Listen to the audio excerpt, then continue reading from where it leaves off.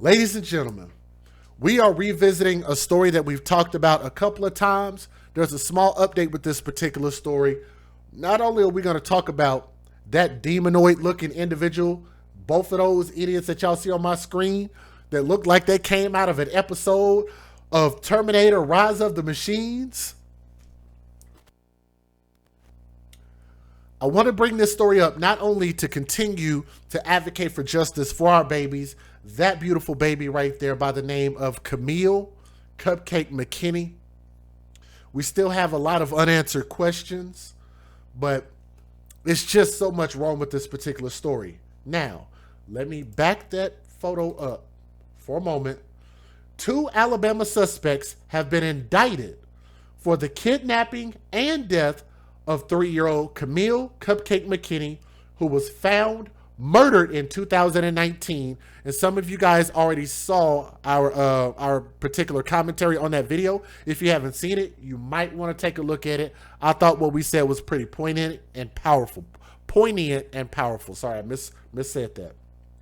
The report said that Patrick Stallworth, who was 40 years old, and this individual who gave a fake name and said that her name was Derek Irisha Brown.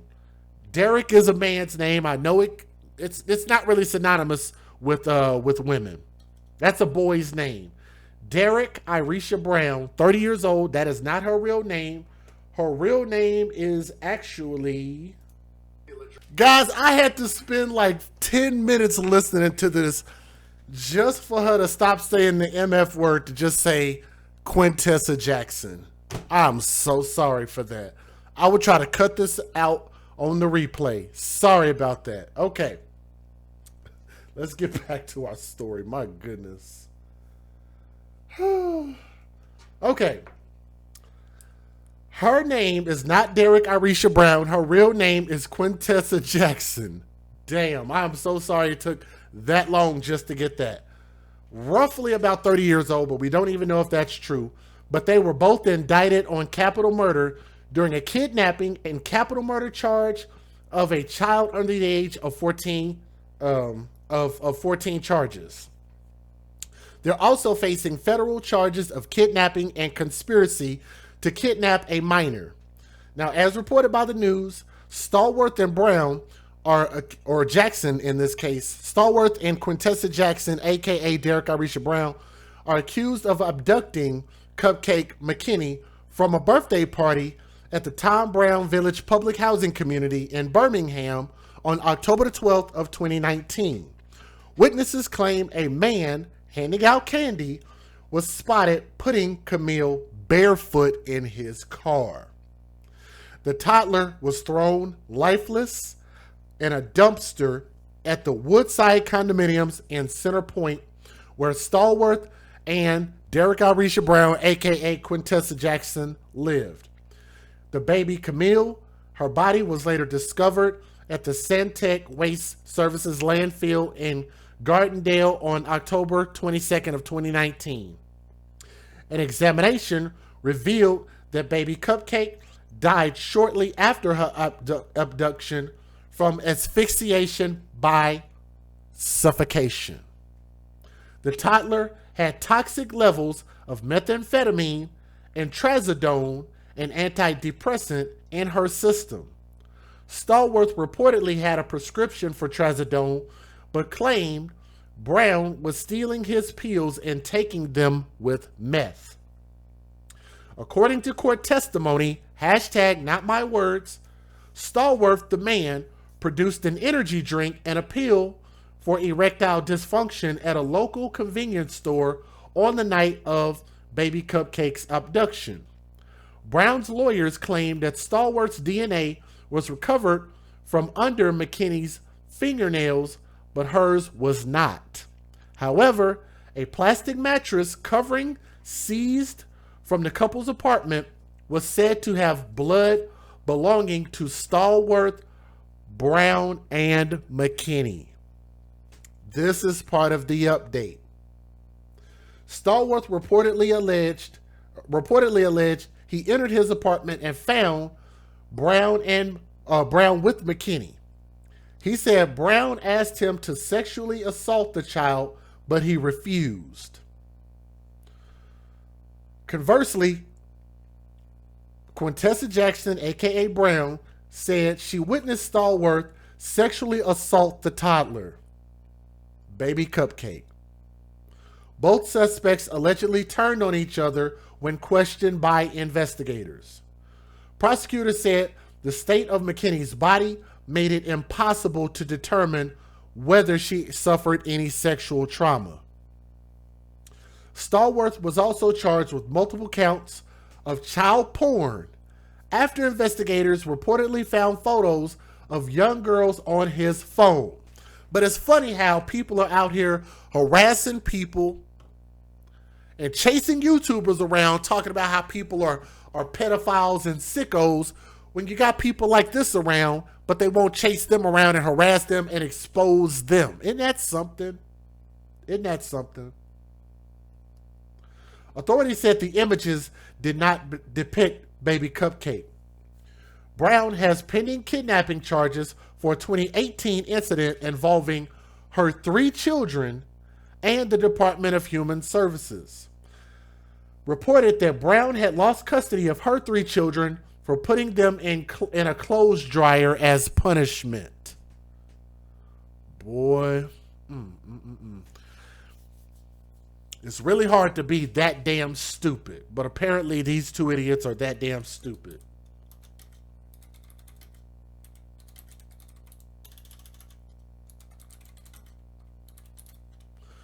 How do you punish children by putting children in a clothes dryer? Like, how does she even have her freedom after being accused? I'm not saying you have evidence, but even if you're accused of doing something that damn stupid, I don't even understand how you could be allowed to be a parent if you're accused of doing something that damn stupid. Brown, aka Jackson, and Stallworth remained jailed. A preliminary hearing in regard to the state charges is scheduled for December the 10th, which I think that was last year, if I'm not mistaken. Let me make sure. Well, it says December the 10th, so I'm not sure whether they mean this year or this past. But nonetheless, let me give you guys the fair usage and let you hear the further updates. Let's get it. Federal law allows citizens to reproduce, distribute, or exhibit portions of copyrighted motion pictures, videotapes, or video discs under certain circumstances without the authorization of the copyright holder. This is called fair use. It is allowed for purposes of criticism, news reporting, teaching, and parody, which doesn't infringe of copyright under 17 U.S.C. 107. Here we go. Let's get it. Jeff, Kamille McKinney's mother sat down with me tonight just 1 year after she was abducted and murdered. April Thomas tells me that's just a pain a mother never wants to have to feel or that she never can recover from. Things still feel incomplete. You know, everybody at home with their kids and mine's not here.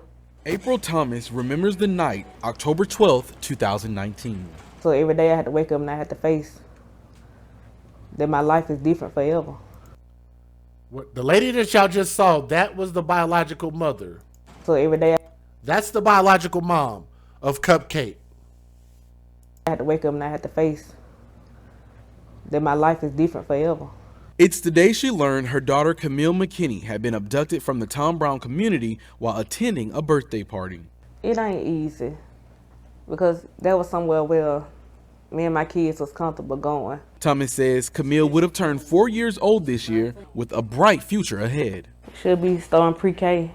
Well, cousins starting her first year of a big school. Camille's grandmother, Sharon Thomas, says she was filled with life and always smiled. Oh, she was joyful. Every day she sit out there on those steps in front of my yard, running up and down the sidewalk playing. Something she says Kamille will never get the chance to do again. They robbed her of her whole life. And I know hate is a strong word. With them 2 people, I hate them. I really hate them. I hope every day they wake up, I hope they think about what they did. I want them to pay for what they did. And I hope every night it hunts them. The family says they continue to ask the community to stand by them and pray for them, just as they did 1 year ago, until justice is served for Kamille Cupcake McKinney. Tonight we're live in Birmingham. Xavier Harris, WVTM 13. It's kind of hot. Kids are going to be out. It's going to be spring break and summer, you know. And I feel like our kids shouldn't be afraid to play. So, I mean, I feel like during her birthday, because it's spring break, you know, educate. You know, I just want to educate them on stranger danger awareness, you know, to make sure this don't happen again, so our kids can be safe and let them know that people like that are not allowed in our communities. When you see that it does happen in the community, and you've dealt with this firsthand, like what comes to mind? Is this? I mean, I know it hurts, but I mean, what comes to your mind? I don't know what that feels like. I mean, sometimes it's like reliving again. I don't know if y'all noticed that. This is my brain acting a little crazy, but why they zoomed out to capture more of this woman's body in the camera, I don't know. That was a little bit weird. And the beeping is weird in the background. Y'all know Tommy talks about that a lot. Shout out to Tommy. That's a little bit weird how they zoomed out intentionally to get the rest of her body. I don't know if they're trying to say something, but I thought that was a little weird. Like I'm reliving it over again, and you know, the pain of seeing the other parent is like, you know, I can imagine it because I just lived it. I'm still living this nightmare. So, you know, it hurts to see that the community still, you know, we got to stand strong.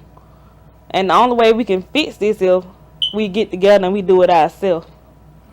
So no more waiting on the cops. It's time for us to, as a community. Community, you know, back to old Southern hospitality. Neighbors, you know, we're more than just neighbors, we're family. What's your day-to-day life now? I mean, it's rough. I mean, I have good days. I have bad days. But, you know, it'll never be the same again. You know, I can't wake up to her smiling at me or waking me up, her hugs, her kisses. So, you know, it's rough. What you getting through? Yeah, I get through. It's just God. A lot of prayer. Yeah. And a praying family, and even the community. How do you feel about that? I think the last time I was here, the church, they were donated like food and clothing. They were singing outside. Other organizations. How does that make you feel that there's part of the community that can, not even the community, the state? I mean, I'm very grateful, you know, that they let me know that, you know, people care, you know, about what happened. And, you know, all that stuff, it's nice. And, you know, but it's the fact of what we're going to do to prevent this from happening. You know, like, even though you get those donations or gifts, it's like, okay, it still doesn't bring our kids together. It still doesn't make the community better.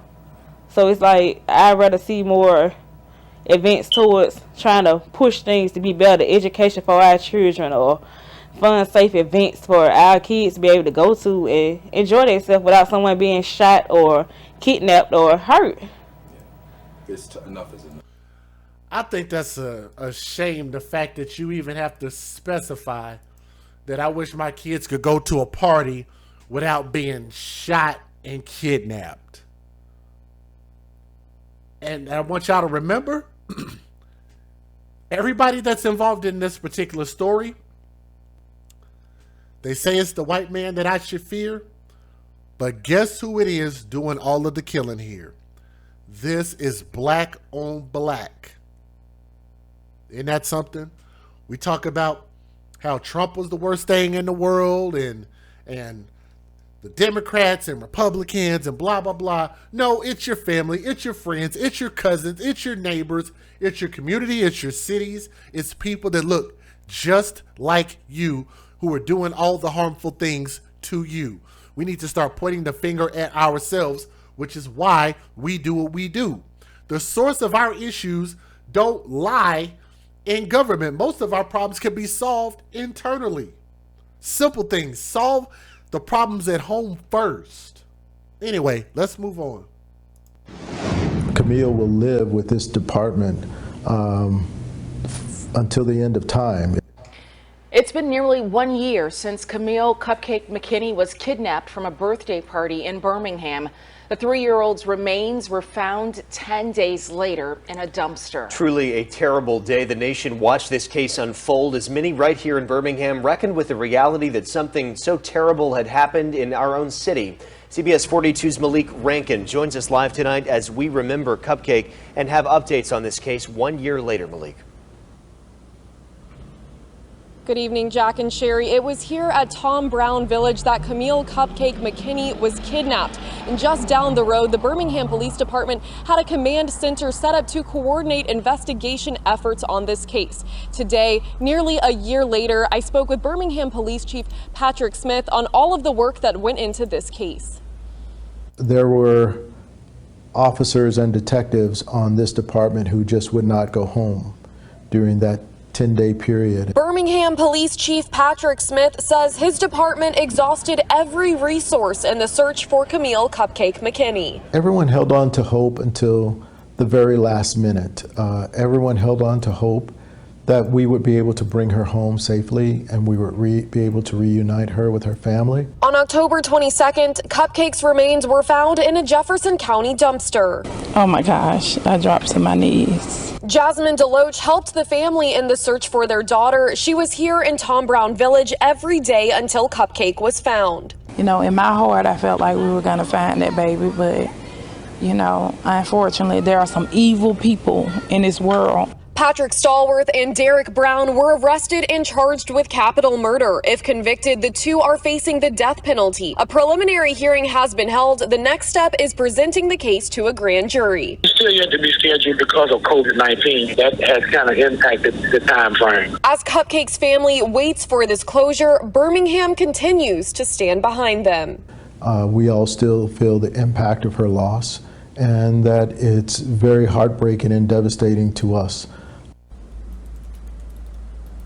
Stallworth and Brown are also facing federal kidnapping charges. District Attorney Danny Carr says if they receive the maximum federal sentencing of life without parole or death, the state would then reassess how to proceed in its case. Live at Tom Brown Village, I'm Malik Rankin, CBS 42 News, local coverage you can count on. Malik, thank you. Right now at CBS42.com, we have a timeline of events from the day Kamille McKinney was reported missing to up-to-the-minute information on the investigation into the suspects facing charges for her death.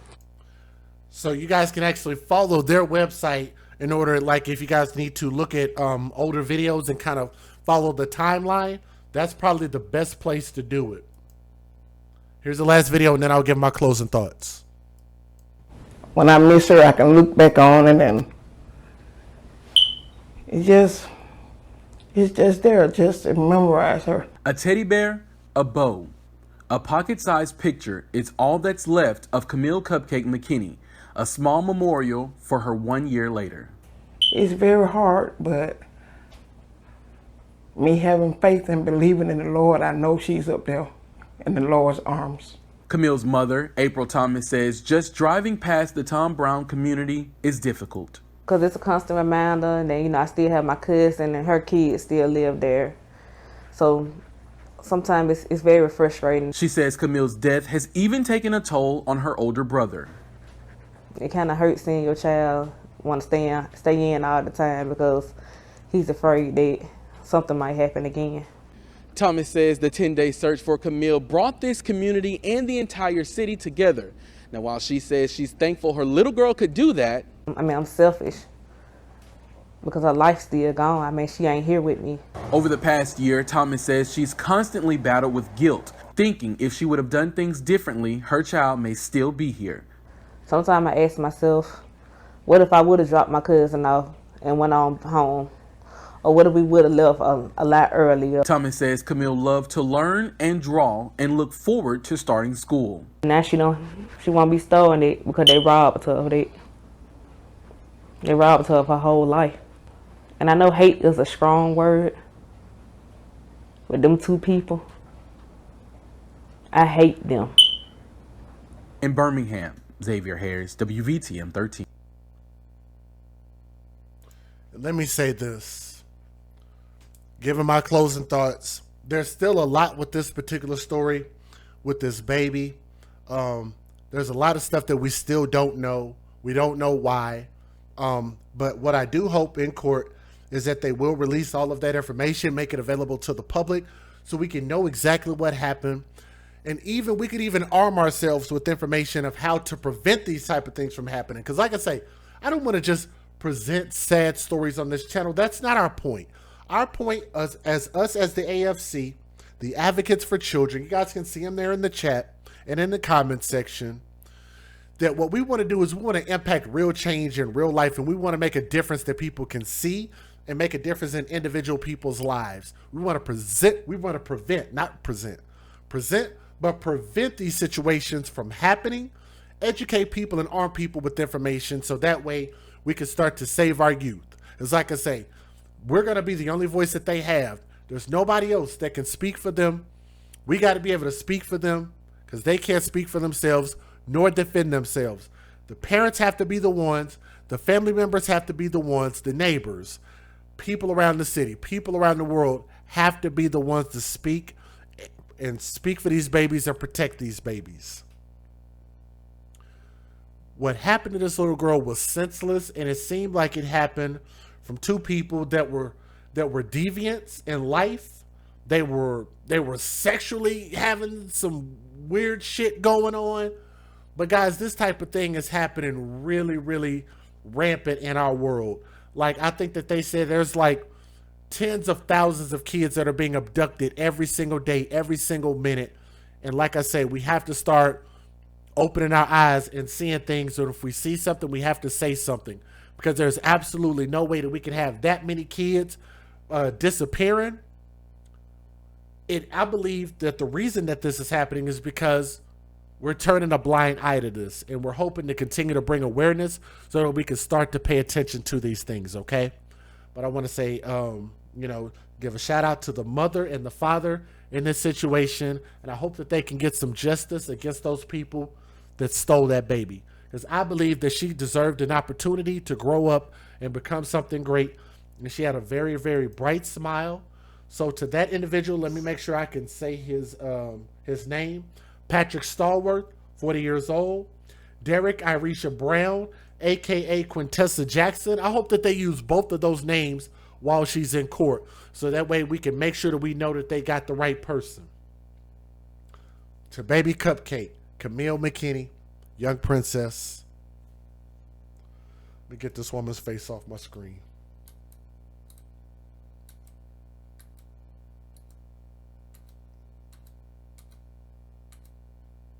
To Baby Cupcake, young princess, R.I.P. We will get justice for you. This is your boy DJ Just J with the AFC, where we advocate for children first. Guys, make sure to like, share, and subscribe to our channel. Continue to support us. We're just getting back on our feet, so continue to share the videos, and I hope that it really makes a difference in real life, okay? So you guys have a great day, have a great night, and please don't get mad at my words. Get mad at the things that are happening to our babies, okay? From my heart to yours, I love you guys, and y'all have a great day. We'll see you guys on the next stream, okay? Peace.